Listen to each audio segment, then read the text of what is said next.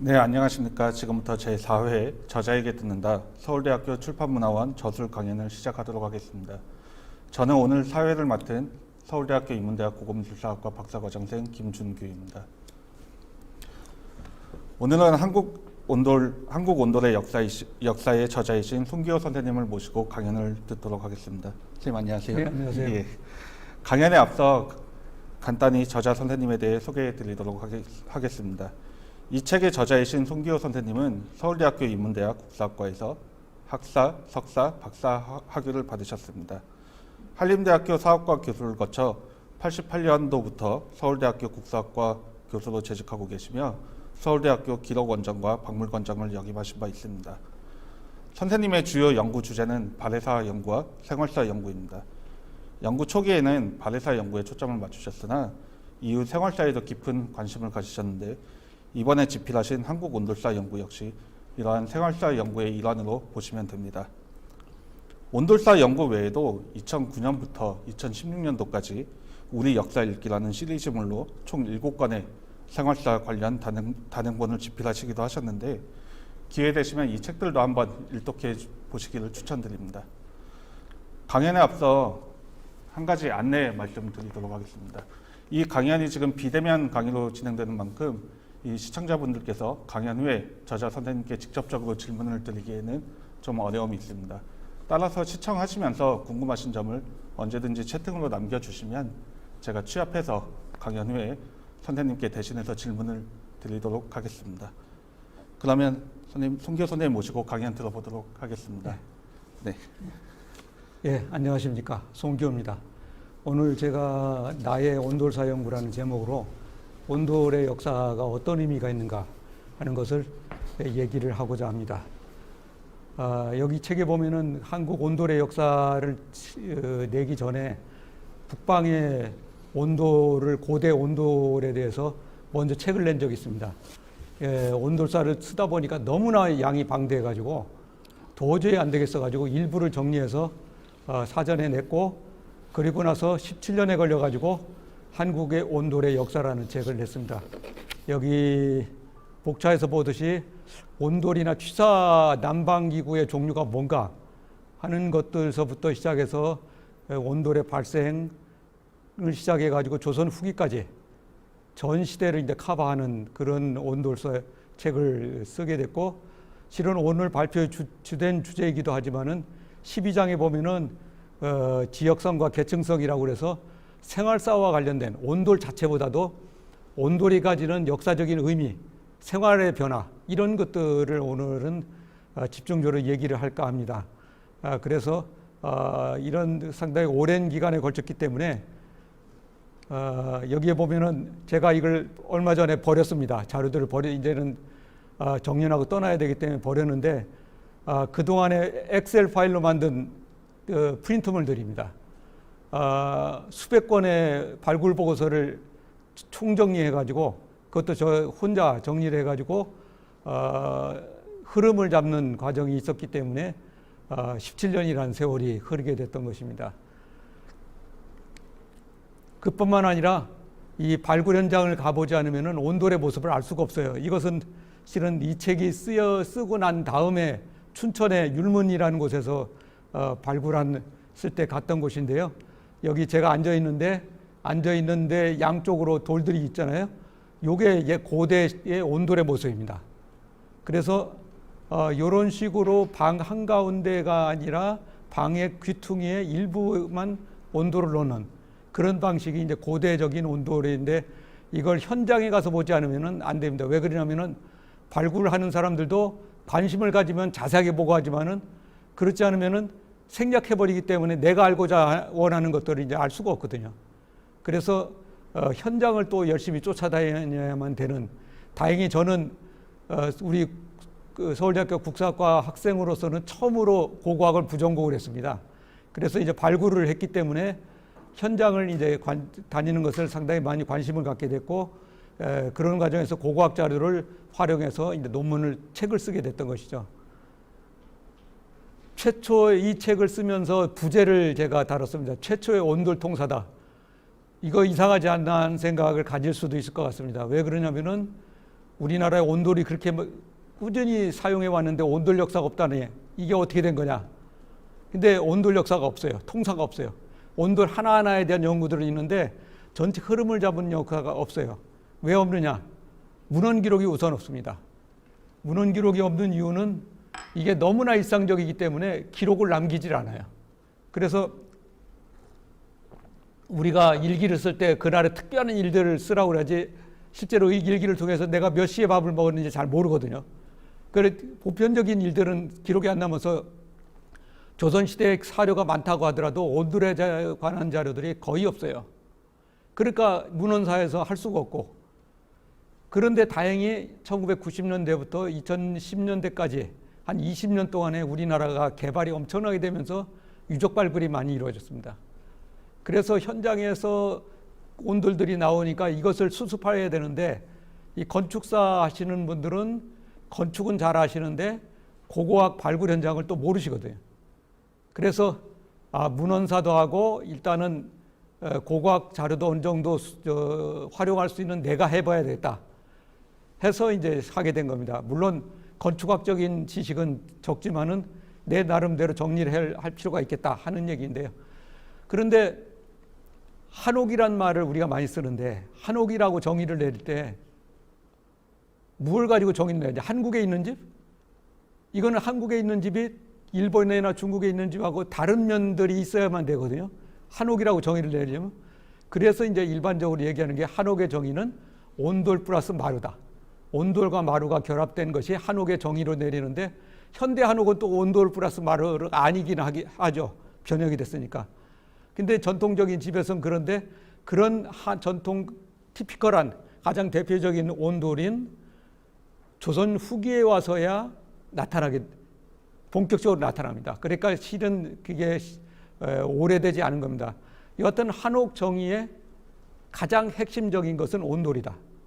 그렇기 때문에 온돌을 연구를 해야지만 한옥을 제대로 이해를 할 수 있다 하는 데서 제가 이제 온돌사를 하게 된 것입니다. 제가 이것은 어떤 계기가 돼서 그럼 온돌을 하게 됐느냐? 실은 온돌 여기 두 번째 줄에 본 모대학 학생 50명을 두고 강의를 했다고 했는데, 어느 대학의 1학년 학생 50명을 두고선 강의를 하면서 혹시 전통적인 온돌에서 자본 사람 손 들어보라고 했더니 한 명도 없었어요. 이제는 그런 학생들이 들어오기 시작하는데, 전통 문화를 모르면서 한국사를 해야 돼요. 이제는 전통을 얘기를 해야 돼요. 그러니까 이게 전부 관념적이고 추상적인 얘기밖에 될 수가 없습니다. 근데 나 같은 경우에는 어려서 외할머니 따라서 나무를 해오기도 하고, 그 다음에 연탄가스 마셔보기도 하고, 그래서 동치미 먹기도 하고, 그 다음에 그런 경험들이 있기 때문에 온돌이라는 게 대충 무엇이다는 것을 이제 알 수 있죠. 그런 면에서 내가 어떻게 되면 9세대 전통시대를 맥을 잇는 마지막 세대가 아닐까 하는 생각이 드는데요. 그런 면에서 하게 됐고, 이 세 번째, 네 번째 자료는 이게 수원의 서둔동 발굴 때 제가 1981년도에 조교할 때 발굴 현장에 가서 잠시 도와줬던 때 사진입니다. 얼굴이 안 나와서 젊은 얼굴이 안 나오지만은, 근데 이게 그 당시에는 몰랐는데, 그 당시에는 온돌이 나왔는데 온돌의 구조가 뭐고 온돌에 대한 관심들이 거의 없었고 온돌 지식이 없었어요. 그러니까 발굴에 온돌이 나왔던 기억을 하는데, 그것을 제대로 발굴했던 것은 80년대 말 90년대 들어서야 온돌을 의식하고 발굴하기 시작했어요. 근데 지금에 와서 보니까 수원 서둔동 발굴이 이 중도문화 유적에서 굉장히 중요하고 초창기에 체계적으로 발굴된 온돌 역사에 들어갈 수 있는 유적이거든요. 거기에 내가 이틀 정도 가서 도와줬다. 이게 과거 농촌진흥청, 수원의 농촌진흥청 안에 있거든요. 그리고 또 하나 더 직접적인 계기가 된 것은 러시아 연해주가 가지고, 연해주에 가면 발해 유적들의 온돌들이 나오거든요. 그 온돌들이 어디서 왔는가 하는 것을 러시아 학자인 샤프크노프 박사하고 밤에 늦게 이제 토론을 하다가, 그분은 발해 온돌은 고구려를 통해서, 고구려는 어디서 왔냐, 고조선에서 왔을 것이다 했는데, 고조선에서는 지금 유적도 없는데 온돌이 왔을 것 같지 않다. 한번 내가 해봐야 되겠다. 발해 온돌의 기원을 따지는 데서도 중요하다. 해서 이제 연구를 하게 됐고, 연구를 하다 보니까 부곡조에서 출발했다 하는 것을 이제 확인하게 된 것이죠. 그래서 이제 온돌과 인연이 있었던 것도 연구를 하게 된 계기가 됐습니다. 그런데 고대 북방의 온돌사 책을 내고 나니까 영국에 유학 갔던 우리나라 유학생이 논문을 한 편을 보내왔어요. 오른쪽 논문인데요. 중국계 여성학자가 온돌을 연구하면서 영어로 썼는데 중국에서 시작된 거다. 화북지방에서 출발했다고 그렇게 썼어요.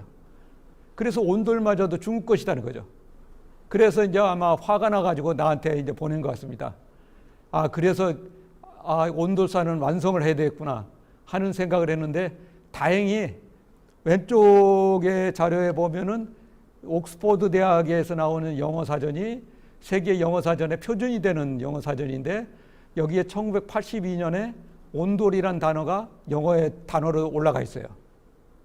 그래서 누가 봐도 이것은 한국의 온돌이 독특한 것이다 하는 것을 얘기를 할 수가 있는 근거들이 이런 식으로 마련해 주기 때문에, 건축사 하는 분들이나 뭐 영어 논문을 잘 쓰는 분들이나 여러분들이 이런 온돌이나 한국적인 문제들 국사학자가 하면은 그걸 또 해외에 설명하고 광고하고 또 등재하는 그런 역할들을 해줬으면 하는 생각이 듭니다. 혼자 할 수는 없어요. 온돌이 왜 한국적이냐 하면은, 이게 온돌이 빨간색에서 출발해 가지고 왼쪽으로 내려왔다가 저 위쪽으로 올라가는데, 그게 고구려로 들어왔다가 발해로 들어가는 것입니다. 그 다음에 남쪽으로도 내려오는데, 아이고, 이게 빠졌네. 예, 남쪽으로 내려오는데, 여기 그 파란색으로 쭉 동그랗게 쳐진 부분들이 고대 온돌의 분포범입니다. 이것은 우리 한국사의 범위라고 가르치고 있는 것과 같습니다. 다만 여기에 보면 일본어로 화살표가 되어 있죠. 일본어로 화살표가 되어 있는 것은 일본에서도 고대에만 온돌이 나와요.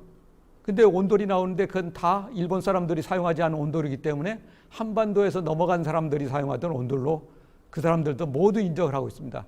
그렇기 때문에 1, 2세대를 지나고 나면 온돌이 사라져요. 그래서 만주 지역이건 일본 열도군 간에 한반도는 물론이고 이 온돌의 분포 범위는 한민족의 활동 범위하고 일치한다. 그런 면에서도 고대 온돌은 한민족의 유산으로 설명을 하는 것이 옳다는 생각을 갖고 있습니다. 난방시설이 그러면 온돌이 어떤 위치에 있느냐? 가장 원시적인 것은 요 왼쪽에 보면은 아이누족의 이로리라고 하는 것이죠. 일본의 난방시설이 일반적으로 이로리가 있습니다. 이로리는 그 다다미방 가운데를 뚫고선 여기다가 불을 피우는 거예요. 예, 이거는 제가 TV에서 얼마 전에 강의하기 위해서 찍었는데, 여기 보면은 네모된 나무 판자 안에 불을 피워가지고 취사도 하고 난방도 하는, 이게 가장 원시적인 방식입니다. 그게 일본은 굳이 난방 지역이기 때문에 이렇게 복잡한 구조의 난방 시설을 할 필요가 없거든요. 그래서 이런 식으로 하고 있는데, 우리나라 고대 유적에서 보면은 집자리 가운데에 이렇게 동그랗게 돌려가지고 여기에서 불을 피우는 것과 동일하게 선사시대의 방식이 일본은 지금까지 그대로 내려오고 있습니다. 근데 우리는 변해서 온돌로 발전한 것이죠. 그 다음에 서양의 것은 이게 그리스 가서 찍은 사진인데, 스토브라고 벽난로죠. 벽난로는 난방하는 방식이 측면에서 난방하는 방식입니다. 그리고 방 안에서 불을 떼기 때문에 연기를 빠져나오지 않게 하는 것이 굉장히 큰 기술적인 이제 문제가 있는 것인데, 여하튼 옆으로부터 난방. 여기 보면은 그런 벽난로는 방마다 있어야 되거든요. 그렇기 때문에 이런 방마다 있어야 되니까 굴뚝이 이렇게, 이건 왼쪽은 영국 캠브리지 대학이고 오른쪽은 저번에 불에 탄 파리 노트르담 성당 꼭대기에 올라가서 찍은 파리시가의 모습인데, 여기 보면은 굴뚝들이 엄청나게 많죠. 이게 우리나라 상황하고는 다릅니다. 우리나라는 몇 개의 방을 거쳐가지고 굴뚝이 한두 개 정도만 있고, 여기는 이런 식으로 이제 굴뚝이 많습니다. 그리고 이제 벽난로기 때문에 방 안에서 불을 때는 그래서 산타크로스 할아버지가 굴뚝을 통해서 내려온다고 하는데 우리나라는 잘못 내려오면 안 되죠. 우리는 방으로 내려올 수 없고 부엌으로 빠져나오기 때문에 이런 산타크로스의 신화가 우리한테는 맞지가 않는 것이죠.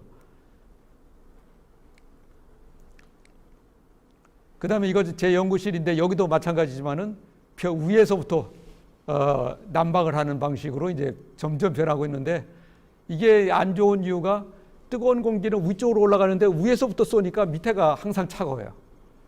그것을 우리가 해결해 주는 것이 바로 온돌들. 온돌이 바로 밑에서부터 난방을 하는 데서 특징적인 것이 있고 바닥 전체.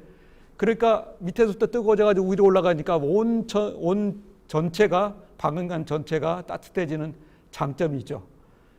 그리고 대류 현상을 통해서 방 전체를 난방을 해주게 됩니다. 조금 뒤에 얘기하겠지만은 왼쪽 것은 방 밖에서 부엌에서 불을 때는 방식이라서 우리가 얘기하는 온돌이에요. 오른쪽은 방 안에서 침대 모양으로 된 온돌에다가 불을 때는 이것이 중국에 있는 것들입니다. 실은 오른쪽이 고대 온돌의 원래 모습입니다. 그러니까 우리는 중간에 굉장히 발전을 해가지고 방과 부엌이 분리가 되는데 중국은 고대적인 모습들을 그대로 가지고 있어요. 그래서 나중에 다시 얘기했지만은 구들 중에서 왼쪽 것은 전체 방 전체를 데우기 때문에 온구들이라고 하는 말을 쓰고 그 다음에 오른쪽은 일부만 하니까 쪽구들이란 말을 제가 썼습니다. 그래서 이제 구분을 하게 됐습니다. 근데 온돌은 세계에서 그럼 우리나라만 발명되느냐? 그게 아니에요. 곳곳에서 비슷한 식에 나옵니다. 근데 지금까지 살아남은 온돌은 우리나라밖에 없어요. 그 광범위하게 사용됐던 시기가 우리 고대 시기에 해당되는 로마의 온돌이 하이포코스트라는 건데요. 그래서 온돌을 하이포코스트로 번역을 하기도 합니다. 이거 그런데 주로 목욕탕 시설에서 합니다. 여기서 밖에서 불을 떼 가지고 뜨거운 물 공기는 파이프를 통해서 욕조로 들어가고 그 다음에 여기에 욕실 바닥은 뜨거운 공기가 들어가게 돼서 요게 지금 온돌과 같은 역할을 합니다. 그래서 지금은 보면 서양 사람들은 욕탕에 몸을 담그는 것은 안 해요. 저런 목욕탕 시설이 있으면은 밖에서 목욕만 하고 물을 끼얹을 뿐이지 안으로 들어가지 않아요. 여기는 안에 들어가는 걸로 되어 있는데 그래서 우리의 목욕 방식하고는 좀 다릅니다. 그러다 보니까 이제 목욕실이 바닥이 따뜻해야 되니까 저런 식으로 됐고 요게 로마가 멸망하고 나서는 어디로 가느냐면은 이슬람권으로 가서 이슬람권에 많이 남아 있습니다. 그러나 지금 전통은 이제 끊어졌죠. 그리고 주택에서의 난방도 이제 끊어졌죠. 그럼 왜 온돌 역사냐? 온돌 역사를 하는 이유는 또 중요한 의미도 있을 수 있겠죠. 그래서 저는 이제 두 가지 얘기를 해야 되겠는데 하나는 끈질긴 생명력입니다. 우리 역사에서 외부에서 문화가 들어오고 그것이 이제 고차가 돼서 한국 문화가 되고 하는 것들이 굉장히 많은데 그러면서 외국 문화가 들어오면은 전통적인 문화가 끊어져 버려요. 필터에 의해서 걸러져 있기도 하고 살아났기도 하는데 여기에 보면 우리 문화가 크게 변모되는 게 뭐냐면 고대에 불교가 들어와가지고 불교적인 이데올로기가 생기니까 그 전에 순장을 했는데 사람을 죽여가지고 무덤에다 묻었는데 이런 것들은 살생에서 문제가 되잖아요.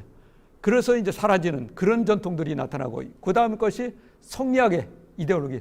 여기에 보면은 렌즈가 점점 커지죠. 그것은 필터의 기능이 더 강하다는 얘기입니다.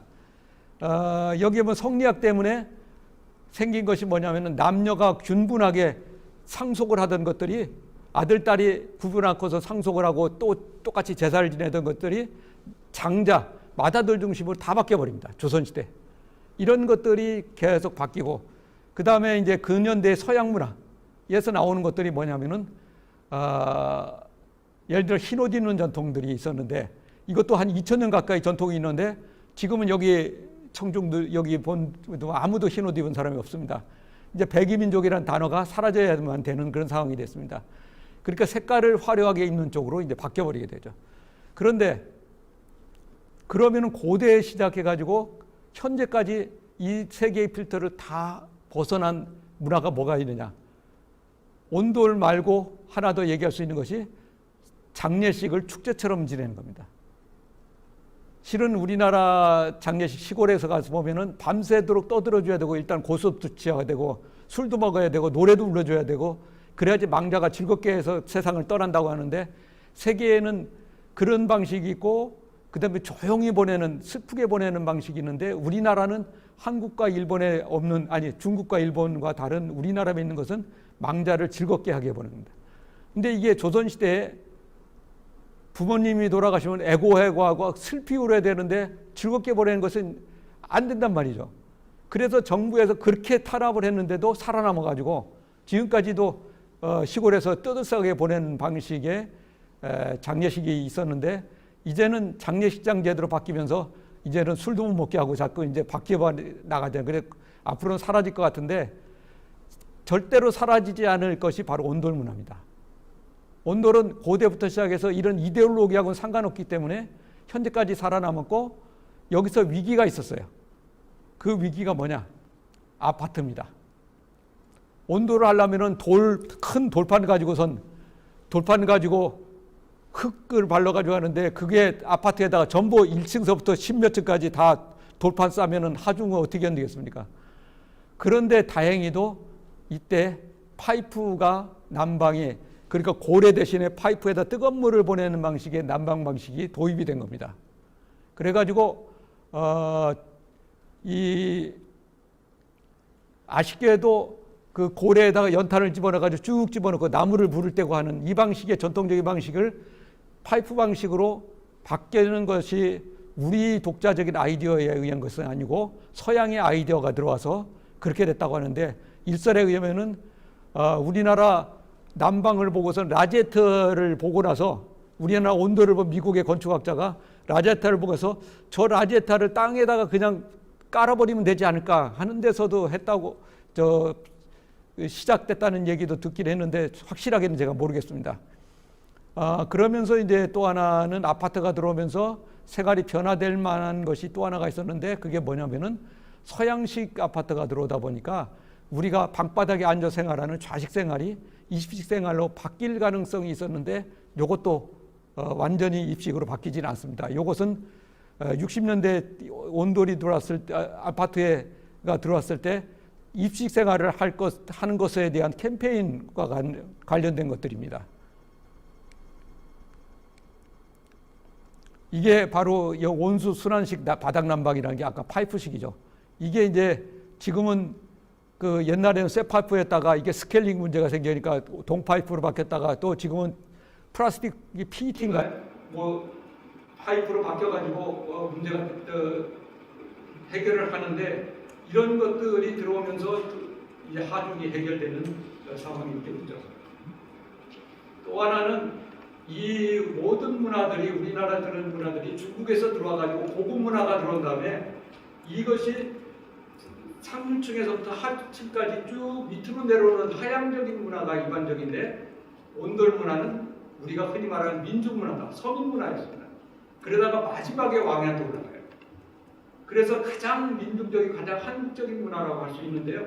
여기 고구려 이렇게 보면은 왼쪽에 사람을 보면은 부부상인데 평상에 앉아 있어요. 온돌이 없어요. 고구려 벽화에 많은 사람들이 생활하는데 이게 없어요. 그 다음에 오른쪽에 보면은 고구려 궁전인데 여기도 온돌이 하나도 안 나왔습니다. 그런데 고구려 사람들은 변방의 병사라든가 가난한 사람들은 온돌을 사용을 했죠. 이것은 아차산성에 이제 그 병영 막사를 복원해 본 모습인데 곳곳에 이제 온돌을 만들고 불을 피우는 장면들이 있습니다. 그래 고구려 때 보면은 왕이나 지배층은 온돌을 사용을 안 했고 가난한 사람, 변방의 병사들만 사용을 했습니다. 고려인들은 마찬가지입니다. 침상을 앉은 위에 쪽의 기록은 귀족들이고 밑에 서민들은 밑에 문단에 보면 서민들은 대부분 흑침상이라고 해서 흑침상은 바로 그 온돌입니다. 그래서 실은 가난한 사람들이 난방을 할 수 있는 방법이 땅을 데워가지고선 하는 수밖에 없거든요. 이 귀족이라든가 이런 사람들은 여기에 그 커튼도 치고 두터운 옷도 입고 그 다음에 병풍도 치고 화로도 쓰고 이런 것들을 하기 때문에 굳이 온돌이 필요가 없었던 거죠. 그런데 비해서 가난한 사람들은 그런 방법이 없기 때문에 땅바닥을 데우는 방식으로 활용을 했고, 그래서 이제 온돌이 시작이 됐던 것들입니다. 그러다가 16세기 와서 왕의 침상에 16세기, 그러니까 임진왜란이 일어나기 전까지도 왕은 침상을 나무로 된 침상에 생활을 했습니다. 여기에 보면은 침상이 있었고, 침상 아래다가 따뜻하게 하기 위해서 그 내시가 화로를 집어넣고 조금 지나면은 그걸 덮어야 되는데 이걸 잊어버린 거예요. 그래가지고 불이 활활 타가지고 침상을 다 태워버렸어요. 그래서 이제 실록에 하나가 유일하게 남아있는데, 적어도 여기는 그 왕의 침상을 온돌이라고 했지만 온돌이 아닙니다. 침상, 그 나무 침상 위에서 생활을 했던 거예요. 그러니까 조선 전기의 드라마에 왕이 온돌방에서 자는 것은 맞지 않는 거죠.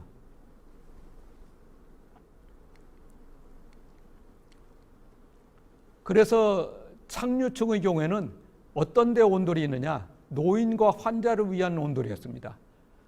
그 일반 사람들은 아니고 노인과 환자를 위해서 집안의 극히 일부의 방만 온돌을 만들었습니다. 이것은 위기록도 보고 하면은, 그래서 내가 건강한 이유가 뭐냐? 조선시대 사람들, 양반들을 얘기해 보면은 온돌방에서 자지 않아가지고 뼈가나 근육이 약화되지 않아가지고 내가 튼튼해졌다, 이런 얘기들이 많이 나옵니다. 그 정도로 이제 온돌방에서는 노인네들이 자는데 노인들도 기피를 했던 그런 방이었습니다. 이게 그런 내용들을 이제 담고 있습니다. 이것은 서울 시내에서 온돌이 어떻게 변해가는지 할 수 있는 유효한 자료가 서울의 종로구의 공평동, 청진동 이쪽을 그 개발을 하면서 발굴을 했는데요. 발굴하니까 우리나라 한옥은 이 밑에 층의 그 집을, 옛날에 있었던 집을 갖다 다 허물고선 여기다가 집을 짓는 게 아니라 요새 집처럼 이거에다 흙을 덮고 짓고 해가지고 이걸 발굴해 보니까 층이 조선 초기부터 조선 후기까지 층들이 그대로 나옵니다. 근데 여기에 몇 세기에 만들어진 층인지는 정확하게 파악하기는 어렵지만은 딱 하나 확실한 게 있는데, 중간층에서 온통 화재가 난 층이 하나가 나옵니다. 다 불타가지고 내려가는 층이 나오는데, 요게 바로 임진왜란 때 화재가 난 겁니다. 그래서 그 집 중에 저택을 하나 복원한 그림인데요. 이렇게 넓은 저택이 있는데, 여기 제가 파란색을 칠한 게 있죠. 요 파란색을 칠한 여기 한 방 한 칸만 온돌이 있고 전부 마룻방 아니면 토방입니다. 그러니까 마루를 깔지도 않고 그냥 흙바닥방이에요. 그러니까 양반 사대부 지방에도 임진왜란 때 봐도 온돌은 거의 사용을 했고, 아마 노인을 위한 것이었고, 나머지는 그래도 주인은 온돌을 짜지 않고 아마 마루에서 잤겠죠. 그러나 이제 나머지 사람들은 거의가 흙바닥이나 멍석 깔고 생활했거나 그랬을 겁니다. 그래서 나온 게 뭐냐? 우리가 임금님한테 전하하는데 이것은 궁전 아래 제가 있습니다. 있어서 그랬거든요. 폐하하는 것은 그 궁전에 올라가는 섬돌 아래에 내가 있어서 폐하라는 말을 씁니다. 그런데 우리나라 독특하게 쓴 것 중에 하나가 마루하라는 게 있습니다. 주인이 마루 위에 있기 때문에 저는 마루하라고 이제 부르는데, 이것은 장희빈 사건에서 나옵니다. 그래서 마루아님이라고 하는 것은 임금을 얘기하고, 중전 마루아님은 중전 왕비를 얘기하죠. 이것은 바로 조선 후기까지도 양반 계층은 마루에서 계신다 하는 생각을 가지고 있었던 겁니다. 만약에 온돌이 쌍조가 있다면 온돌하라는 용어를 썼겠죠. 근데 온돌이란 말은 어디서 나왔겠느냐? 데운 돌이라는 의미에서 나온 겁니다. 그래서 데울 돈, 따뜻한 온자를 써 나오는데, 그걸 우리말로 그대로 다 만든 것이 구들입니다. 구들은 사투리로 구돌이라고 합니다. 이것은 구운 돌이라는 의미를 지니고 있습니다. 그래서 중국에서 사용하는 온돌이라는 개념하고 전혀 다르게 우리는 사용을 하고 있습니다.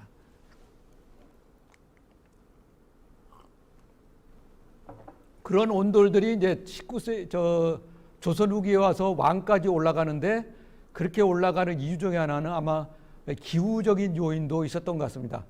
발해가 있었을 때, 제가 전공한 발해가 있었을 때 만주 지역은 온난기에 해당됩니다. 그러니까 북방으로에서 생활하기가 쉽죠. 왜냐하면은 식물의 북한 개선이 올라가니까 여러 식물들이 자라기가 더 유리해지죠. 근데 19世조선 후기는 정반대로 한냉기입니다. 지구가 온도가 내려간 시기예요. 그래서 이제 그 기근도 내리고 기근도 많이 생기고 그러는데, 그런 한냉기라는 기후적인 요인도 온돌이 퍼지는 요인이 아니었을까 하는 것을 추정할 수가 있습니다. 온돌이라는 정의 문제는 실은 3번하고 4번의 정의 문제하고 그 발전의 그 요소 문제는 굉장히 전문적인 문제입니다. 이거는 제가 책을 쓰다가 다시 또 정의를 또 바꿔야 돼가지고 또 다시 뒤집었고 엄청나게 많이 했습니다. 왜 그러냐면은 온도를 우리가 뻔히 아는데 온돌에 대한 부분 정의가 없어요. 부분 용어들이. 우리나라 학문적인 특색이 뭐냐면은 일본은 다른데 서양도 다른데 뭐 실은 무슨 물건 하나의 부분을 알려면, 부분을 얘기하려면은 용어가 없잖아요. 그 부분 용어들이 없어요. 그러다 보니까 온돌도 굉장히 힘든. 그 다음에 중국의 온도라고 우리의 온도, 우리의 온도를 하면은 방 전체에 깔리는 온도를 얘기하는데, 이거하고 중국 사람의 부분적인 온도를 다 온돌이라고 부르면은 어떻게 되는가? 이런 여러 가지의 복잡한 문제들이 이제 개념적인 용어들이 나오기 때문에 나오는데, 이게 제가 안동 가서 잤을 때 찍은 상인데 가장 전통적인 우리가 알고 있는 온돌이죠. 아랫목이 뜨겁게 완전히 불에 그을린 정도로 따뜻하고 윗목은 춥고, 이게 이제 그런데 방 전체의 온돌인데 발생기로 가면은 완전히 달라집니다. 이렇게 기역자 모양으로 꺾어져서 돌을 간단히 놓고 불을 떼는 거예요. 이런 온돌인데 여기서 이제 온돌이라는 용어의 핵심적인 개념어가 나올 수밖에 없습니다. 뭐냐? 만약에 불을 떼 가지고 연기가 나잖아요. 방 안에서 연기가 나면은 빨리 배출하려면 직선으로 나가야 되는데 왜 기역자역으로 꺾느냐? 꺾은 것이 바로 뜨거운 공기가 되도록이면 머물게 하는 구조다. 이게 고래, 구두리의 핵심적인 거다. 만약에 이 꺾는 것이 없는 구조는 뒤에 조선시대 이후에는 마찬가지 다른 얘기지만은 초창기에 간다는 구조에서는 꺾는 것이 없는 구조는 이건 온돌이 아니다. 나는 이렇게 이제 정의를 내렸습니다. 그 온돌 정의를 내리는 데서도 굉장히 시간이 걸렸습니다. 여기에 보면은 고구려 때인데 저기 시루 같은 것이 그릇이 올려진 것에서 여기 아궁이가 있죠. 여기서 불을 떼 가지고 오른쪽에 보면은 기둥 같은 게 보이는 것이 굴뚝입니다. 이래서 방 일부만, 이게 처음에는 이 온돌 위에서 생활하기는 어려울 정도로 좁았다가 점점 넓어지면서 위에서 생활을 합니다. 이것은 그런 온돌들이 만주로 퍼지면서 저 연해주 아무르강가의 나나이족의 온돌입니다. 이것도 그거의 그대로입니다. 여기서 불을 떼 가지고 위에 올라가서 생활을 하는 모습들이 있는 것을 블라디보스토크 박물관에 찍은 사진인데요.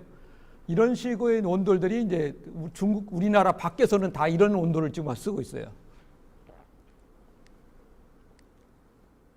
그래서 내가 그 개념적으로 정리한 것은 실은 구들과 온돌은 같은 말이, 어원이 같은 말이지만은 온돌이라는 걸 가지고 모든 용어를 다 아까 로마의 하이포스까지 다 온돌이라는 개념으로 포괄을 하고, 그리고 이렇게 일부만 올라가는 걸 쪽구들, 전체가 다 올라가는 걸 온구들이라는 용어를 세서 개념의 혼란을 막고자 했습니다. 그 다음에는 여기에 구들도 종류가 여러 가지에서 있죠. 이런 아궁이도 그렇고 이런 것들이 다 열린 고래, 닫힌 고래, 외곽 고래, 내부 고래, 이런 것들을 다 만든, 빨간 것들은 제가 다시 이 책을 쓰면서 만든 용어들입니다. 그래서 용어 정리를 좀 하는데 시간이 걸렸고요. 온돌 변화가 어떤 과정으로 온돌이 변화가는 과정을 통계적으로 처리하려니까 요소를 찾아야 될 거 아니에요. 근데 그것을 고민하다 찾은 것이 두 가지 요소인데, 하나는 온돌의 크기가 아무래도 난방 효율에서 중요한 역할을 할 텐데, 방이 큰 데는 또 온돌이 클 거고, 방이 작은 데서는 온돌이 작을 수밖에 없잖아요, 상대적으로.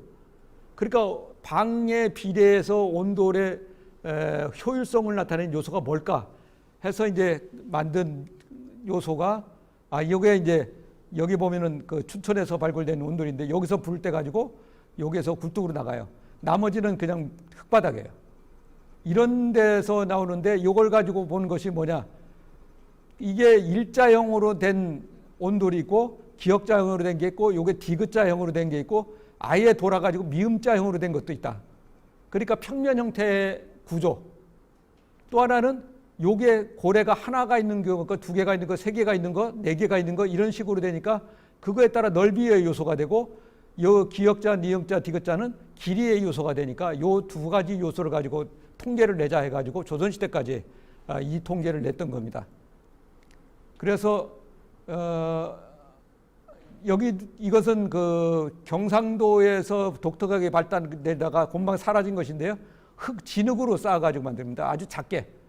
여기 부뚜막을 해갖고 여기 가서 불을 떼는데 아주 작아서 아무래도 경기도 지금 앞에 이것은 경기도 지역을 중심으로 한 온돌이고요.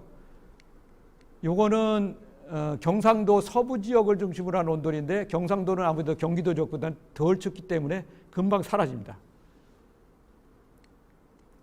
요거는 통일신라 때 T자 모양으로 가운데에서 불을 떼고 한쪽으로만 연기가 나가는 T자형도 발되고 그래서 각 시대가 변함에 따라서 온도를 여러 가지 시도를 해요.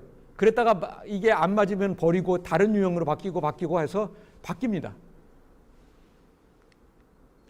여기 보면은 기역자형도 C자형도 있고 미음자형도 있고 뭐 이런 복잡한 구조들이 있는데 이걸 이제 유형을 분류하는 것이 처음에 힘든 과정이었습니다.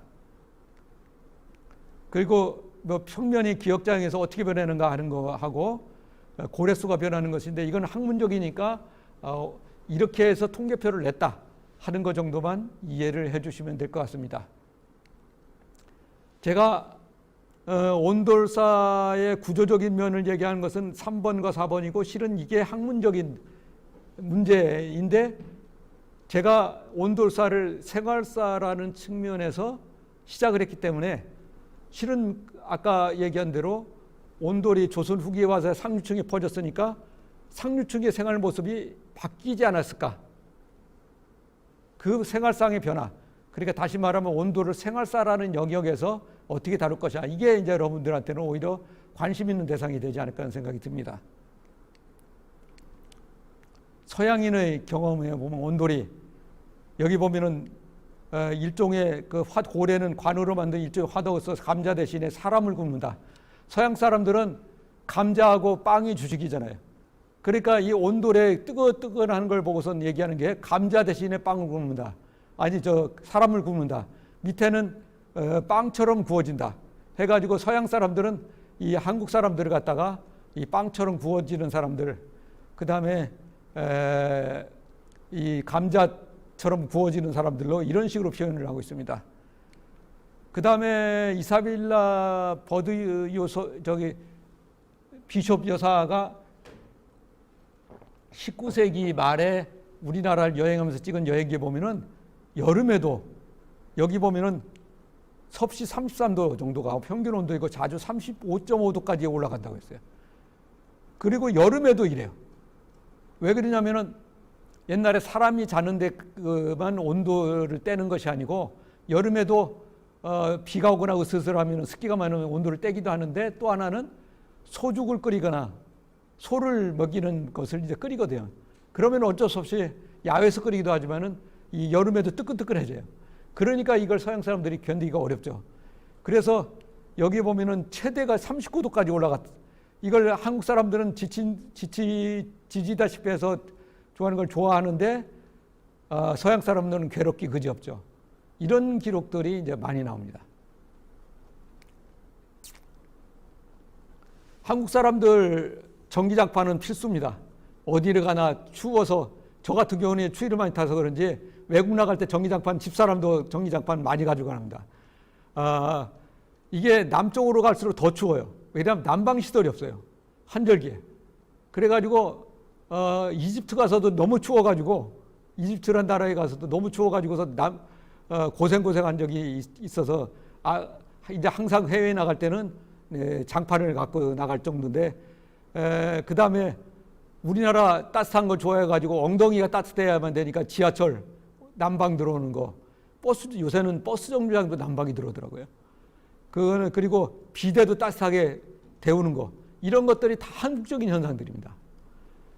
그리고 지질 때, 몸을 지질 때 행복감을 갖는 사람들이 한국 사람들입니다. 배부르고 등 따스할 때 제일 좋아하는, 그래서 실은 한국 사람들이 열감임을 즐기는 문화가 되니까 추위를 많이 타는 민족일 수밖에 또 없어요. 그러다 보니까 찜질방이라는 문화가, 아파트에서는 마음대로 찜질을 할 수가 없으니까 새롭게 90년대 초반에 찜질방 문화가 새롭게 나타난 것도 온돌 문화의 파생 문화입니다. 그래서 이런 것들이 또 지금 한국을 대표하는 문화로 나타난 것도 온돌 문화의 영향이라고 할 수가 있습니다. 그런데 침대도 서양에서 들어왔는데 요새는 침대에도 다 난방 들어오잖아요.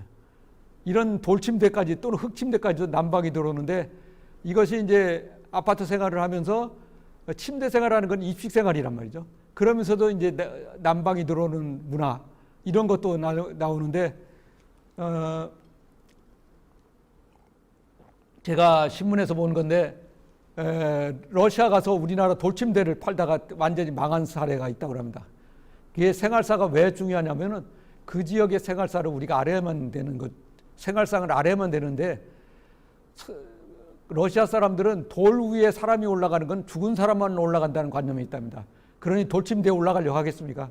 그래서 망한 케이스가 있는데, 그런 식의 것들도 경험도 있습니다.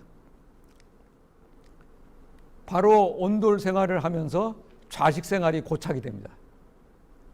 그전에도 일부 마루가 있을 때는 좌식도 하고 입식도 했지만은 완전히 좌식 생활로 고착이 돼서, 여기에 보면은 오른쪽에 앉아있는 모습들인데, 다만 침대, 아파트 생활이 들어오면서 침대가 들어오고, 그리고 소파에 앉기도 하면서 또 바닥에 깔고 앉기도 하잖아요. 그래서 아파트 생활은 좌식과 입식이 결합이 된 상태를 유지해서 타협한 상태로 살고 있는 아주 독특한 구조를 띠고 있죠. 좌식이 발달이 되다 보니까 농사를 지을 때 좌식 농경이 발달합니다. 이 좌식 농경이 발달하니까 요새 우리나라에서 핫 아이템으로 아마존에 뜨는 게 있어요. 혹시 여기 계신 분 아세요? 우리나라 말로 팔리는 것이 있습니다. 물건이. 예, 홈입니다. 그 다음에 또 하나가 포대기입니다. 아기들 없는 포대기가, 포대기라는 걸 아마존에 올라와 있어서 한국에 있고, 하나가 홈인데 그건 영천에 있는 대장간에서 거기에 올렸더니 뜻밖에도 서양 사람들이 이것을 엄청나게 좋아해가지고 한국적인 그 유튜브에 보면 엄청나게 호미에 대한 얘기가 많이 나옵니다. 근데 이 호미가 원래는 자루가 길었어요. 왜 그러냐면 서서 농경을 했으니까, 입식 생활을 할 때는. 그런데 좌식 생활을 하니까 호미 길이가 짧아진 거예요. 그래서 전부 우리 김매기하고 밭 매일 때도 전부 앉아서 하잖아요. 그게 이제 온돌 생활하고 관련된 것인데, 서양 사람들은 쭈그리고 해서 하는 농경 방식이 없으니까 그런 도구가 발달이 안 된 거예요. 그러다가 간단히 모종을 심거나 할 때는 큰 삽 가지고 할 수 없잖아요. 그러다 보니까 그 틈새 시장에서 호미가 발달됐는데, 이것도 온돌 문화의 시작하고도 그리고 좌식 생활의 시작과 관련됐습니다. 이것은 국립중앙박물관에 있는 태평성 시도라는 것인데, 그림은 중국풍의 그림입니다. 그래서 이 그림을 가지고 이것은 중국에서 들여온 그림이겠구나 생각을 했는데, 우리 학교의 고급미술사과에서 논문이, 이 성시도 분석을 한 논문이 나오는데, 이것은 한국에서 그린 거다, 중국풍으로. 왜 그러냐? 여러 가지가 나오는데, 이 그림 잘 보면은 격자 바둑판 모양으로 바닥이 돼 있죠. 전돌이 깔려 있어요. 마루가 아니에요. 전돌이 있는데 사람들은 바닥에 앉아 있어요. 전돌이 있으면 당연히 의자 생활을 해야 돼요. 바닥에 차고 가가지고. 근데 앉아 있거든요. 이 앉아 있는 것은 한국적인 모습을 표현한 겁니다. 물론 이 그림들 중에 지게를 지고 가는 그림도 있는데 지게 지고 가는 것도 우리나라만 있는 거예요. 그 다음에 디딜방아 있어요. 디딜방아가 있는데 디딜방아가 다리가 하나 달려가지고 한 사람만 하는 것은 중국 것이고 우리나라는 다리가 Y자로 갈라져 가지고 두 사람이 하는 양다리 방아예요. 이 양다리 방아가 있는 것들은 한국적인 거예요. 이걸 다 분석을 해보니까 이걸 한국 사람이 그린 거다. 조선시대에. 그래서 생활사가 왜 중요하냐면은 그런 것들이 미술 감정에도 중요한 역할을 하게 됩니다. 심지어는 얼마 전에 봤는데 인공 고관절이 서양 것이 잘 안 맞는데요. 왜 안 맞느냐? 우리는 서양 사람들은 의자에 앉아서 생활하는 방식, 우리는 좌식 생활하니까 이게 완전히 다리가 벌어져 가지고 생활하는 것이니까 방향이 틀어질 거 아니에요. 그래가지고 좌식 생활에 맞는 인공 고관절을 개발했다. 이것도 나중에 여기 젊으신 분들은 나중에 기억을 해두세요. 연세 들면서 어떻게 될지 모르니까. 그래가지고 이런 것들을 했다는 얘기가 있습니다. 그래서 좌식 생활이 가져오는 생활 변화도 굉장히 큽니다. 또 하나는 좌식을 하다 보니까 요새는 부엌에 식탁에서 먹는데 바닥에 깔고 앉아서 먹어야 되잖아요. 그래서 여기 보면 맨 왼쪽은 고구려 식사하는 장면인데 의자에 앉아가지고 식탁에 생활하는 방식입니다. 이게 가운데 조선 초기의 모습을 보면은 분명히 소반입니다. 작은 다리가 작아요. 개다리 소반이라고 우리가 얘기하는 그런 소반으로 해서 앉아서 먹는 거니까 이런 소반은 우리나라만 있는 것입니다. 그러다가 이제 서양 문화가 들어오면서 오른쪽 위에 보면은 식탁 문화도 있고 그런 것들이 있는데 요새 젊은 사람들의 경우에는 이제는 깔고 앉아서 먹는 것들에 대한 불편해 가지고 요새 식당 개조 운동이 벌어지죠. 이 낙성대 서울대 밑에도 보면은 많이 개조가 되기 시작하는데 이제 앉아서 먹는 것들이 식탁으로 바뀌는 과정에 있습니다. 그걸 또 정부에서 지원을 해주더라고요. 그래서 이제 전통적인 생활 방식이 또 바뀌기 시작하는 거예요. 그러나 소반도 사라지고 하지만은 온돌이 사라지지는 않을 것 같습니다. 여기 보면은 안동의 양반댁인데요. 여기서 보면은 가운데 선반에 보면은 소반들이 쫙 있습니다. 옛날에 양반들이 접대할 때 양반의 접대는 독상이었습니다. 겸상을 안 했어요. 그러니까 손님이 오는 수대로 독상을 했는데 이게 다 소반들이에요. 그런 소반들이 종가댁 가면은 굉장히 쫙 깔려져 있어요. 그리고 오른쪽 글은 바로 중국에 사신을 갔다 오면서 얘기하는데 발이나 높은 큰 상을 중국에서 전부 썼고 소반 제도는 없다고 얘기를 하는 것으로 봐서 우리나라에서만 소반이 있었다는 얘기가 되는 것이죠. 그 다음에 하나는 온도를 사용해서 아까 하중 문제를 얘기했는데 하중 때문에 2층 집이 세계적으로 보편적으로 2층 집이 일반적인 형태예요. 일본식 우리나라에 지금 남아있는 일본식 집도 대부분이 2층 집이에요. 왜 그러냐면은 1층은 습기가 올라오기 때문에 대개 2층 생활을 주된 생활로 하거든요. 그래서 그런데 우리나라는 단층 집이에요. 그게 왜 그러냐? 첫 번째 이유는 하중이 부담 때문에 2층이 사라집니다. 원래는 2층 집들이 여기 고려시대 자기에 그려진 그림인데 이게 관념적인지 사실인지는 모르겠지만은 2층 집이잖아요. 이런 집들이 있는데 조선시대에 오면서 사라지기 시작합니다.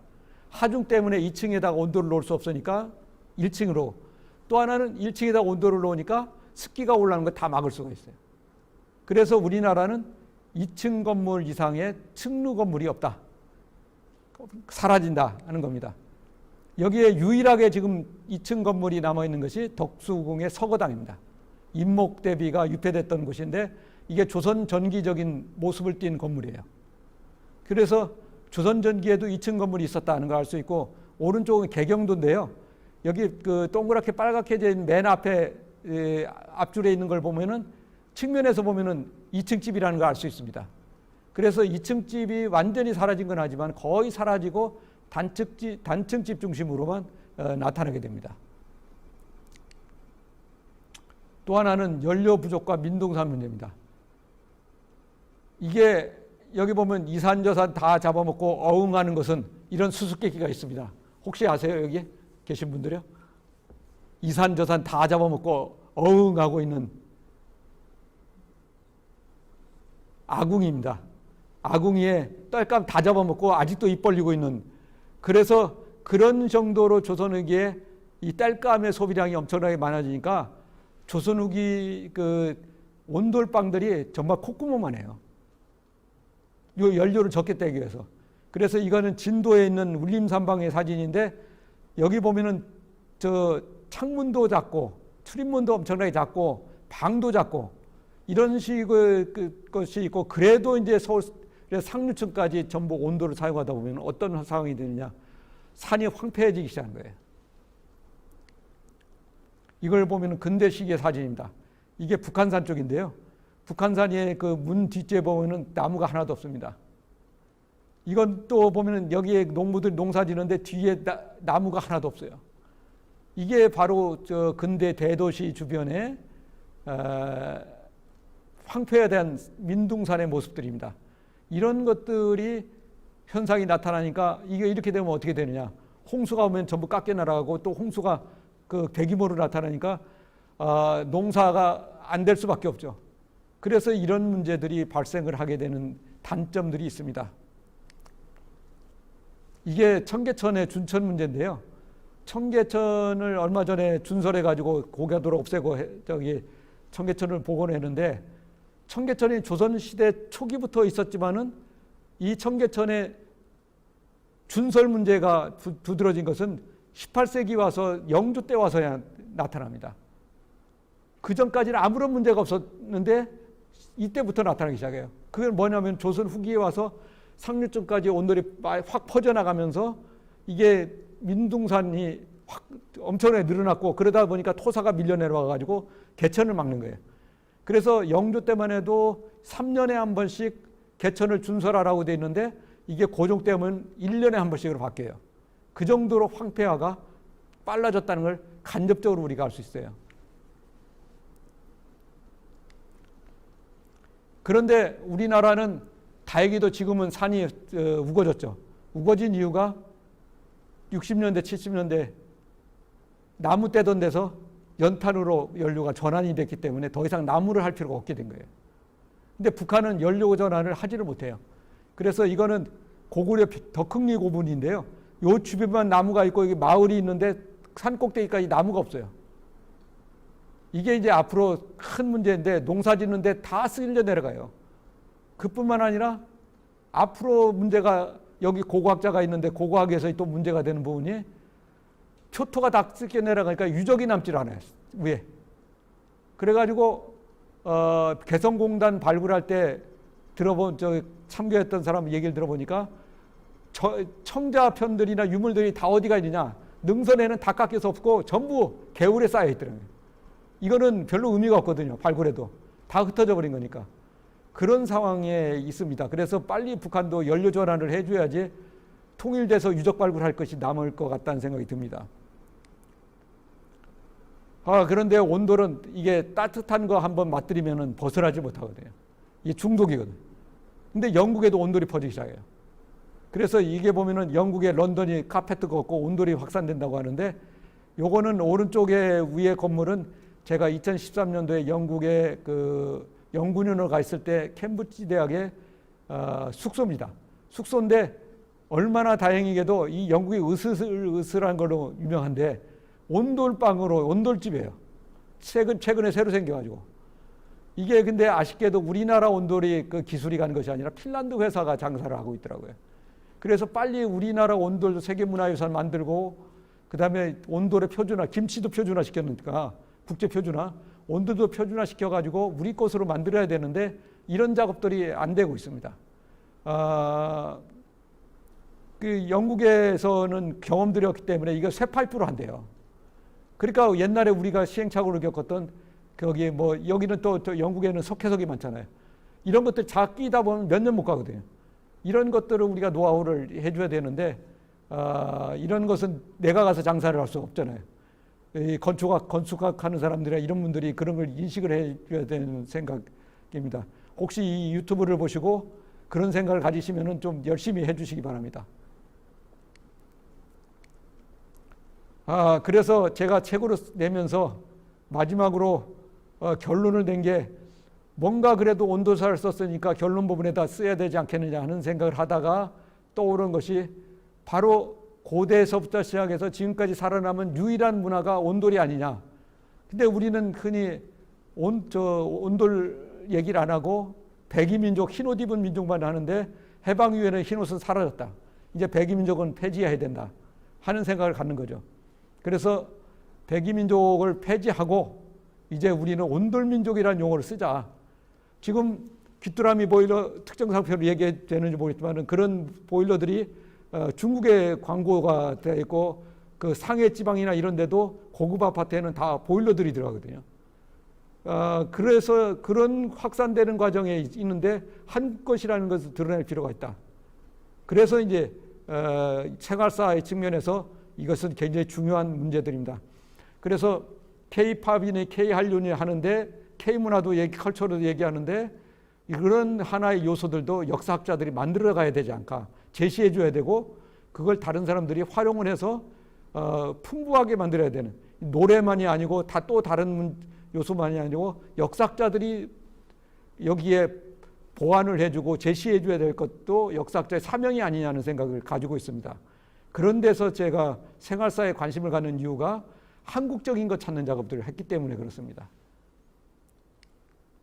그래서 이거는 1910년 서울대 박물관에 있는 유리원판 사진인데 1910년대 울산 지방의 장날 모습인데 흑백 사진이거든요.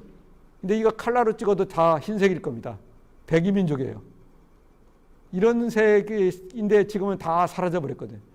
정말 흙탕물이 있고 도로 포장도 안 되는데 그렇게 흰옷을 고집하는 것 자체가 이거 왜 그랬는지. 이거는 조선시대도 내내 흰옷 입지 말라 그렇게 했는데도 흰옷 끝까지 하고 나중에는 3.1운동 때는 저항의 상징으로 되니까 민족정신의 하나로 나타나거든요.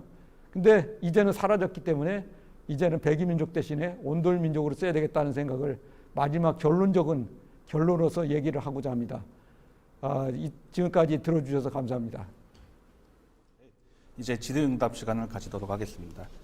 먼저 제가 사전에 좀 받은 질문들과 그리고 제가 가진 질문들을 선생님께 좀 드려보도록 할 텐데요. 먼저 사회자인 제 질문부터 선생님께 좀 드리는 게 어떨까 합니다. 저는 이제 선생님께서 국사학을 전공하시지만 저는 이제 고고학을 전공하고 있고 제 연구 시대는 삼국시대입니다. 이 삼국시대부터 한반도에 이제 족구들 그러니까 온돌이 이제 본격적으로 등장하기 때문에 저 같은 경우에도 이제 온돌 그러니까 구들을 주 연구 대상으로 삼고 있는데요.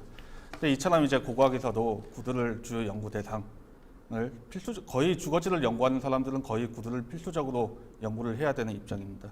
그럼에도 불구하고 선생님께서 말씀을 하셨듯이 사실 고고학에서는 주로 형식적인 분류라든지 편년을 위한 그런 분류 작업에 머물고 있는 것이 사실이라고 할 수가 있는데 저 역시 이런 비판에서 좀 벗어나기는 좀 어려워서 반성도 많이 하고 있습니다. 그런데 이러한 이유를 생각을 해보면 사실 보통 고고학에서 연구를 하는 게 자기 시대에만 한정을 해서 그 시대만 연구를 하는 연구 풍토 때문이기도 하겠지만 사실 이렇게 선생님께서 이 책에서 작업을 하신 것처럼 이렇게 통시적으로 모든 자료를 다 집성하고 그리고 주변 지역까지 모으는 작업이 사실 너무나 어렵기 때문에 그게 어려운 게 알기 때문에 사실 연구를 한 개인 연구자로서는 연구를 할 엄두가 사실 나지도 않는 것이 사실이죠. 사실 이러한 측면에서 저 같은 경우에 이 책을 읽으면서 좀 고고학을 연구하는 사람으로서 반성도 많이 하고 또 공부도 많이 됐지만 또 도전도 많이 받고 그랬습니다. 어쨌든 감사의 말씀을 감사합니다. 드리겠습니다. 이러한 측면에서 이제 선생님께서 온도를 거의 한 20년 가까이 연구를 하신 걸로 알고 있는데 이 연구를 진행하시면서 좀 어려웠던 점은 무엇인지 가장 어려웠던 점은 무엇인지 좀 알고 싶습니다. 가장 어려웠던 거는 실은 혼자 모든 작업들을 다 해야 되는 그게 이제 어떻게 보면 또 내 아이디어를 얻을 수 있는 계기가 되지만은 그게 굉장히 힘들었고 실은 건강을 해치기까지 할 정도로 이제 힘들었던 작업입니다. 학생들 통해서 엑셀을 정리를 통계 처리를 하라고 하더라도 기준이 안 돼 있으니까 통일되기가 어려우니까 어렵고 실은 이게 언제 끝날지 모르니까 연구비를 받을 수가 없었어요. 연구비 받으면 꼭 그 기한 내에 해야 되는데 예. 연구비를 받아야지 학생들을 또 동원할 수 있는데 그것도 안 되고 그러니까 혼자 모든 걸 처리하니까 쉬운 일이 아니었습니다. 다행히 발굴 보고서를 내가 이제 볼 수가 있고 또 하나는 많이 다니면서 또 내가 관심 있게 사진을 많이 찍어둔 것이 있어서 어떤 면에서는 저작권 문제에서도 이제 벗어날 수도 있었던 또 일도 있습니다. 예. 그렇죠. 요즘에 이제 사진 문제 때문에 예, 저작권 그렇죠. 문제 때문에 예. 좀 힘든 점이 더 많이 예. 있는 것 같은데요. 이와 관련해서 이제 독자분께서 질문을 주신 게 있는데 예. 선생님께서 온도를 거의 한 20년 가까이 예. 연구를 하셨죠. 예. 이렇게 오랜 기간 동안 연구를 계속 진행하게 예. 진행하게 된 그런 동력이 무엇인지 예. 좀 질문이 있었습니다. 아, 그 장기적인 역시 우리 학문이라는 건 장기적인 것 가지고 전망을 가지고선 연구를 해야 되는데 그걸 하지가 못하는 것이 연구 실적이라는 게 빨리빨리 내야지만 되고 몇 년 안에 끝내야 되거든요. 예. 근데 다행히 저는 이제 50대 이후에는 정교수가 됐으니까 승진에 이제 자유롭거든요. 그러니까 내가 하고 싶은 거 한다. 그리고 내가 떠나고 싶을 때 떠날 수가 있으니까 그런 면에서는 젊었을 때 하는 것과 나이 들어서 좀 장기적인 전망 가지고 하는 것이 또 연구가 좀 필요하겠다는 생각이 들어요. 예. 네, 다음 질문을 하나 드리면 선생님께서는 초기에는 원래 발해사 연구로 이제 예. 석사 논문을 쓰시고 예. 연구를 시작하신 걸로 예. 알고 있는데 이후 2000년대 들어서 이제 보다 생활사 연구에 좀 예. 집중하신 것으로 생각이 됩니다. 선생님께서는 이제 그동안 온돌사 외에도 여러 가지 아까 처음에 소개에서도 말씀을 드렸다시피 여러 편의 이제 생활사 관련 책을 저술을 하기도 하셨는데 이 어떻게 생활사 연구를 처음에 예. 새롭게 진행을 하게 되셨는지 그리고 아까도 잠깐 언급을 하셨지만 생활사 연구가 가지는 의미가 무엇일지 좀 더 상세하게 예. 설명을 부탁드리고 싶습니다. 그리고 추가적으로 이런 질문이 너무 많이 들어왔는데 저도 개인적으로 추측을 하지만 여러 생활사 연구 중에 온돌 연구에 보다 더 애정을 쏟고 계신 것으로 예. 생각이 되는데 그 이유에 대해 좀 더 자세히 설명을 해주실 수 있으실까요? 예. 온돌사나 생활사를 왜 했느냐 하기 전에 이제 발해사를 왜 했느냐 하면은 제가 고등학교 때부터 가지고 있었던 신념이 남의 길을 가지 않는다는 거였습니다. 그래서 서울대학교 들어올 때 국사과를 가겠다고 했고 국사과에서 또 남이 하지 않는 고대사 중에서 발해사를 하게 됐거든요. 그리고 또 하나 생활사도 실은 내가 개척을 하기 시작했는데 그것도 언젠가는 내가 해야 되겠다. 내가 승진에 자유로울 때는 이제 이것을 해야 되겠다 했는데 그 이유 중에 하나는 내가 국사과를 들어왔지만은 그리고 제가 뭐 얘기하기는 그렇지만은 예비고사 전국 수석을 했는데 제일 많이 틀린 과목이 국사였습니다. 제일 재미가 없었어요, 또 실은. 그래서 언젠가 뜯어고쳐야 되겠다는 생각을 가졌습니다. 왜 그냥 암기 과목으로서 모든 학생들이 생각을 하고 있는데 재밌는 역사가 될 수 없는가. 그래서 이제 그 생활사를 쓰게 됐고 그리고 원사료에 뭐가 있는지를 이런 주제에 대해서 원사료가 뭐가 있는지 그러니까 역사책이라는 것은 역사학자가 한번 걸러줘 가지고 했지 원자료가 뭐가 있는지를 알려주는 시스템이었거든요. 그래서 생활사 같은 경우에는 내 얘기보다는 이런 자료들이 어떤 식으로 써 있다는 것을 다 자료를 뽑아서 자료집 성격이 굉장히 강합니다. 그러다가 온돌사가 또 하나 하게 된 이유는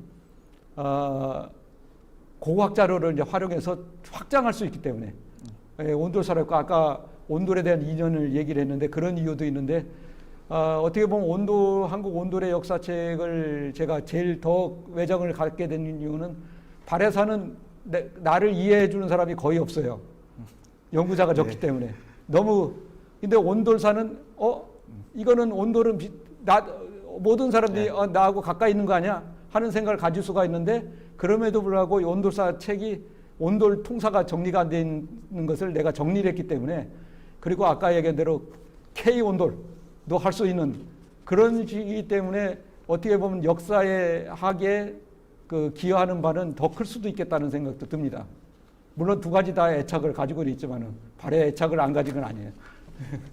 아까도 처음에 소개 말씀에서도 말씀드렸지만 송기호 선생님께서는 이 한국 온돌의 역사 외에도 여러 권의 우리 역사 읽기라는 시리즈물로 최근까지 총 7권의 생활사 연구책을 저술하신 바도 있는데 이 책도 굉장히 흥미로우니까 시청자분들께서도 한번 살펴보시기를 추천드립니다. 그 다음으로 책 내용과 관련해서 좀 예. 더 세부적으로 질문을 예. 드릴 텐데요. 이제 조선 시대의 경우 온돌의 사용은 3인칭에서 널리 먼저 사용이 되다가 이후에 상류층 그러니까 지배층에게까지 퍼진 것으로 설명을 하셨습니다. 그리고 책에서는 보면 반대로 발해 같은 경우에는 이제 지배층에서 피지배층으로 이제 확산되는 이제 조선 시대와는 반대의 양상이 확인되었는데 사실 일반적으로 문화의 파급을 생각을 해볼 때 이런 발해 같이 지배층에서 피지배층으로 이렇게 전파되는 양상을 상정하기가 쉽지 사실 조선 시대 같은 경우와 같이 피지배층에서 아래에서 위로 이렇게 문화가 파급되는 경우는 굉장히 좀 세계사적으로도 드문 양상이 아닌가 생각이 됩니다. 예. 그 이후로는 어떤 것들을 생각을 해볼 수 있을까요? 지금 여기서는 얘기를 안 했지만은 좀 복잡하기 때문에 온돌 아까 그 한반도와 만주 지역과 그 일본 열도를 포함한 지역을 정리를 하다 보면은 공백지대가 있어요. 북한이에요. 네. 북한이 거의 자료가 없어요. 그러다 보니까 만주 지역과 한반도 지역으로 나눌 수밖에 없고 그러다 보니까 북방의 길과 남방의 길로 설정을 했었거든요. 온돌사를 쓸 때 북방의 길은 북옥조에서 고구려를 통해서 발해로 이어지다가 이제 말갈 여진 쪽으로 이어지는 루트가 있고 남쪽으로는 아까 경기도 지역 중심으로 경기도와 영서 지역 중심으로 한 문화가 있고 그 다음에 경상도 서부 지역의 문화가 있는데 경상도 서부 지역은 삼국시대 끝나면서 사라지고 항상 경기도 지역이 이제 중심이 돼가지고선 문화가 전파해 나가거든요. 근데 아까 얘기한 대로 그 조선시대에 와서야 왕까지 이제 온돌이 올라간 남방에서 올라가는데 북방에서는 왜 바로 발해 시대에 북방으로 왕까지 올라가느냐? 그거는 두 가지 이유가 있을 수 있을 것 같습니다. 하나는 추운 지역이니까 빨리 받아들이고 그러니까 고구려보다 더 추운 지역에서 발해 수도가 그 역대 왕조들 수도 중에 제일 북쪽에 있습니다. 예. 그래서 빨리 받아들였을 가능성이 있고 또 하나는 발해를 세운 사람이 대조영이와 그 집단들이 고구려의 정통적인 상층 지배층이 아니라는 걸 보여주는 가능성이 있습니다. 왜냐하면 아까 서민들이나 변방의 병사들이 온돌을 사용했단 말이죠. 근데 대조영은 고구려 장수였다고 해요. 네. 그러니까 그런 경험들이 그 온도를 쉽게 받아들이는 그 왕실에서 쉽게 받아들이는 요인이 되지 않았을까 하는 생각에서 실은 그렇다면은 그 대조영 집단도 고구려 최상층 사람들은 아니다. 아, 그렇게 생각해 예, 그렇게 할 수도 있겠다는 생각을 하게 된 겁니다. 그 뒤로는 쭉 그 여진족까지도 이어져 가지고 자금성이라든가 심양 고궁에도 온돌이 나오는 이유가 황제도 썼기 때문에 네. 이제 온돌이 나오는데 그게 발에서 시작되죠. 예. 네, 그리고 같이 조선시대와 관련된 질문인데요. 이제 조선시대 같은 경우에는 이제 선생님께서도 보여주셨듯이 온돌 사용으로 인해 나타나는 부작용 생각을 해보면 가령 아까 강의에서 설명을 해주신 광범위한 온돌의 사용으로 인한 살림의 혼재나 균처 문제 그리고 책에서는 언급됐듯이 이제 기관지 안 좋거나 이제 벌레가 이제 들끓는다는 그런 문제들을 생각을 해보면 사실 장점만을 가지고 있는 게 아니고 이게 어떻게 보면 온돌 사용이 전체 사회적으로는 큰 이득이 이점으로 작용하지는 못했을 수도 있을 것 같습니다. 근데 어떤 것이 더 이득이라고 본인들이 생각하느냐가 문제인데 예. 결국 따뜻하게 사는 게 더 중요한 의미가 질 거고 예. 이제 겨울이 되면 벌레도 온통 벌레도 이제 꼴리고 예. 끌리고 그다음에 이제 온도 차이 때문에 기관지도 나빠지고 하는 이런 면들이 있지만은 그거보다는 따뜻한 데서 사는 것이 더 좋다고 생각했기 때문에 선택을 했겠죠. 그래서 이와 관련된 질문인데요. 그럼 예. 이제 온돌이 사실 장점만을 가지고 예. 있는 것이 아니고 예. 과거로부터 이제 단점도 가지고 예. 있는 그런 난방 친환 시설이긴 한데 왜 유독 한반도에서만 한국에서만 일본이나 중국에서는 나타나지 않는데 이게 참 대답하기 어려운 질문일 거라고는 생각이 되지만 왜 유독 한국에서만 이렇게 온돌이 광범위하게 사용이 됐을까요? 아까 얘기한 대로 일본에서는 따뜻한 지역이기 때문에 온돌이 그렇게 필요치는 않은 것 같아요. 경상도 지역도 아까 삼국시대에 나타났다가 빨리 사라지는 이유도 그 따뜻한 데서의 난방이라는 것이 그렇게 복잡한 구조를 가질 필요는 없겠다는 생각에서 아마 그랬을 것 같고 중국은 점차 북쪽으로 퍼져나가 가지고 중국의 화북 지방은 그 쪼꼬들이라고 하는 그런 온돌이 퍼져 있어요. 예. 그래서 중국은 남상 북항이라고 그래가지고 남쪽은 평상이고 일상적인 생활이 남쪽은 평상, 북쪽은 항이라고 하는 것이 이제 쪽구들이거든요. 예.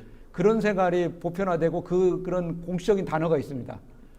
그래서 북방 쪽에서는 그 쪽구들이 많이 사용되기 때문에 마치 자기들이 시작 지점이라고 생각해가지고 예. 아까 그런 논문이 나왔던 것 같은데 북방에서는 아무래도 온돌이 많이 퍼져 있었던 것 같아요. 지금 그 온돌의 기원 문제가 나타나서 말씀이 나와서 네. 질문을 드리면 사실 이 내용은 책에 좀 자세하게 언급이 네. 되어 있지만 오늘 강연에서는 자세하게 언급되지 않았기 때문에 이런 저희가 들어온 질문들 중에 온돌의 기원 문제와 관련된 질문이 하나 있었습니다. 혹시 그거 관련해서 좀 그 단결 끌어놓을까 문화와 관련해서 좀 더 자세하게 설명을 시청자분들께 한번 해주실 수 온돌의 기원지는 두만강 전후 안팎에 있었던 집단들인데 그게 부곡조 사람들이 남긴 거고 고고학적으로는 단결 끌어놓을까 문화라고 하는데 일단 부곡조 사람들이 만든 온돌이 제일 오래됐습니다. 근데 흥미롭게도 그 두만강 일대에서 만들어진 온돌이 남방으로만 내려와요. 온돌이라는 것은 추운 지역의 저교각에서 나왔다면은 북방으로 올라가는 것이 오히려 일반적인 현상이어야 되는데 남쪽으로만 내려오거든요. 그렇게 남쪽으로 내려오는 이유가 북쪽에 있었던 음누족에서 쫓겨 내려온 것 같습니다. 그래 북쪽으로는 안 가요. 다행히 그것 때문에 한반도 남부로 들어왔고 한국의 전통적인 문화로 형성되게 된 계기가 됐던 것 같습니다. 만약에 북곡조 사람들의 온돌이 북방으로 퍼져나갔다면 이건 한국식 온돌이라고 결과적으로 나타나지는 않았을 것 같습니다. 예. 그 선생님께서는 마지막에 이제 강연에서 책에서도 그렇지만 백이 민족 대신에 온돌 민족이라는 용어를 사용하자고 이야기를 하셨는데 이 물질 자료 그리고 물질 문화라는 것이 사람들이 우리가 만들어내서 사용을 하기도 하지만 결국 반대로 역으로 생성된 물질 문화가 반대로 우리의 정체성, 우리의 사회성을 우리 사회의 정체성을 규정하는 도구로 또 사용이 되기도 합니다. 그러니까 온돌 민족이라는 용어에서 볼 수 있듯이 우리는 온돌을 사용하는 사람들이다라는 우리 사회의 정체성을 부여하는 도구가 되기도 한다고 생각을 하는데, 근데 우리 지금 현대 사회 같은 경우는 우리 한국 사람들을 특징을 이야기를 할 때 이 사람들은 온돌을 사용하는 사람들이다라고 남들도 이야기를 하고 우리도 그 사실을 인식을 하고 있지만 가령 조선 시대 사람들 같은 경우에는 가령 그런 인식을 살펴볼 수 있는 그런 기록들이나 그런 것들이 있을까요? 기록들이라는 것은 거의 지배계층의 사람들, 양반층의 사람들인데 그 당시에는 양반들은 아까 자료에서 본 것처럼 온돌에서 자면은 몸이 약해지고 뼈도 약해진다. 이런 생각들을 오래 못 산다. 이런 생각들을 가지고 있었다는 것은 온돌에서 별로 생활을 안 했기 때문에 우리 민족이라는 용어를 쓸 수는 없겠지만 우리 모든 사람들이 온돌을 사용하는 사람들이라는 정체성을 가지기는 어렵겠죠. 그래서 그런 것들이 온돌을 어떤 정체성으로 보기는 백이민족이라는 것도 근대에 만들어낸 개념이거든요. 예. 그러니까 흰옷은 그렇게 입었지만은 우리 한국 사람들은 흰옷을 입는 민족이다. 뭐 이런 식으로 비슷한 것이 나오긴 하지만은 그런 것을 민족이라는 개념으로 승화시키는 것은 전부 근대적인 개념들입니다. 그러니까 온돌민족이라는 용어를 사용하는 것도 그 조선시대에 사용하지 않았다고 해서 그 타당성이 없는 건 아니고 우리 현재 앞으로 이런 용어들을 사용해 나가면은 그게 또 하나의 상징어가 되겠죠. 예. 제가 영국이나 이제 서양을 다니면서 보면은 그 박물관에 유물들이 전시되어 있는데 일본의 경우에는 뭐 한 전체 장에다가 기모노를 쫙 깔아가지고 기모노의 나라, 그 다음에 갑옷을 하나 가운데 딱 놔가지고 사무라이의 나라, 이런 식의 어떤 상징어를 사용하는데 우리나라는 잡다하게 해가지고 아무 개념이 없어요. 그래서도 이제 우리 개념어를 만들어야겠다는 생각을 굉장히 많이 했고, 예를 들어 일본의 경우에 유명한 베네딕트가 얘기한 국화와 칼의 나라라는 이 개념, 이것이 미국, 일본 사람들의 속성을 상징하는 상징어가 되는데 한국 사람들은 뭘 한의 나라, 한을 가진 나라, 이거 가지고 이제는 안 될 것 같아요. 그러니까 그런 우리의 이제 앞으로 만들어가는 그런 개념어들을 정말 뽑아내는 과정 작업들이 필요할 것 같아요. 그런 과정에서 저는 이제 온돌민족이라는 것을 제안을 마지막으로 해본 겁니다. 네, 저도 사실 책을 읽으면서 든 생각이 과연 한국 사람들을 물질로 정의를 할 때 과연 한과 같은 그런 추상적인 개념이 아니라 물질 자료를 가지고 이 사람들은 어떤 것을 사용을 하는 사람이다라고 정의를 한다고 했을 때 생각을 해보면 온돌 외에는 딱히 마땅한 게 그렇죠. 떠오르지 않더라고요. 예, 그래요. 이와 관련해서 계속 이제 여러 가지 질문들이 들어왔는데 이제 좀 미래와 관련된 질문입니다. 현재는 이제 온돌이 거의 사라지고 예. 있는 추세인데 가령 이제 이 온돌이라는 문화가 미래에도 계속 지속이 가능할 건지 좀 물어보는 독자분들이 좀 계셨습니다. 이제 온돌은 그 전통적인 뭐 구들장 놓고 하는 온돌은 사라졌지만 그 변형된 파이프로 하는 온돌도 이제 저는 온돌이라고 이제 생각이 되고요. 그런 온돌들은 아마 영원히 사라지지 않을 겁니다. 왜 그러냐 아까 얘기한 대로 그 아파트 문화가 들어오면서 사라질 위기가 있었지만은 변형을 통해서 살아남았거든요. 예. 그리고 또 하나 이게 사라질 수가 없는 것이 아까 얘기한 열감을 가진 이제 민족이 온돌 말고는 다른 데서 열감을 찾기는 어려울 겁니다. 그래서 한 번 벗어나기 어려운 것이 바로 열을 그 속에 사는 그런 문화가 되지 않을까 하는 생각이 들어서 온돌은 아마 영원히 지속되지 않을까 하는 생각이 듭니다. 저 같은 경우도 사실 등이 따스우면 예. 처음에는 어렸을 때는 잠을 못 잤거든요. 그래요? 그런데 이제 좀 약간 이제 젊은 세대 같은 경우는 좀 온도를 접하지 않고 처음에 자랐기 때문에 그런데 이제는 이런 것들을 한두 번 경험을 하고 그러다 보니까 이제 더 이상은 이제 방이 뜨뜻하지 않으면 좀 견디기 어렵기는 하더라고요. 그걸 하나 볼 수 있는 게 외국에 나가서 한인타운에 가면 꼭 찜질방들이 있어요. 그러니까 외국에 가서도 그게 필요한 거예요. 그 정도니까 한국에서도 사라지지는 않을 거라고 생각이 들어요. 아니면 오히려 찜질방 같은 파생적인 문화들이 더 계속 나올지도 모르죠. 저는 그 책에서 흥미로웠던 지점 중에 하나가 그 처음에 이제 고대에서 쪽구들로 등장을 하다가 온돌 이제 방 전체를 데우는 그런 온돌이로 변화하다가 다시 이제 전기장판이나 이런 돌침대를 쪽구들 문화의 부활이라고 표현을 하신 게 참 흥미롭고 참 그렇다고 생각이 들었습니다. 이제 좀 마지막 질문을 좀 드려볼까 합니다. 선생님께서는 이제 곧 정년퇴임을 앞두고 계신데요. 이제 사전 질문에서도 사실 상당수의 사전 질문에서 존경과 감사와 축하의 말씀을 드리는 글들이 참 많았습니다. 예, 저도 축하드립니다. 감사합니다. 그 퇴임 후에도 아마 활발히 연구 활동을 이어 나가실 것 같은데 향후 연구 계획은 무엇인지 그리고 또 후학들에게 하고 싶은 말씀이 하나 있으시면 좀 해주시기 부탁드립니다. 예. 실은 이게 제가 서울대학교를 떠나기 전에 마지막 강의입니다. 마지막 발표가 됩니다. 계속 목이 좋지 않고 몸이 안 좋아가지고 거절하다가 여기는 거절할 수가 없어가지고 제가 하게 됐는데 이제 정년하고 나면은 발해사를 마무리해야 될 것 같습니다. 그래서 발해사 개설서를 지금 쓰고 있는데 건강이 허락하는 한 하여튼 3년 내에 쓰려고 좀 생각 중에 있는데 시간이 많이 걸리네요. 그리고 나서 하나만 더 혹시나 허락이 된다면은 한국사 연구법에 대한 가이드북을 좀 그러니까 실은 우리나라가 어떤 도구학이 발달이 안 됐어요. 사전도 그렇고 그다음에 어떤 기관에 들어가면은 어떤 매뉴얼들이 없어요. 그냥 알아서 하는 쪽으로. 그러니까 국사과 들어와서 국사를 공부하려는데 어떤 식으로 시작을 해야 될지 알 수가 없거든요. 이제 그런 것들에서 한국사 연구법을 내가 한번 만들어 볼까 하는 생각을 가지고는 있는데 그거는 성사될지는 모르겠지만 우리한테는 꼭 필요한 것들입니다. 제가 실은 정년하면서 보니까 서울대학교 어느 대학도 마찬가지인데 정년하는 분들에 대한 가이드북이 없어요. 뭘 처리해야 되고 뭘 해야 되는지 아무것도 없어요.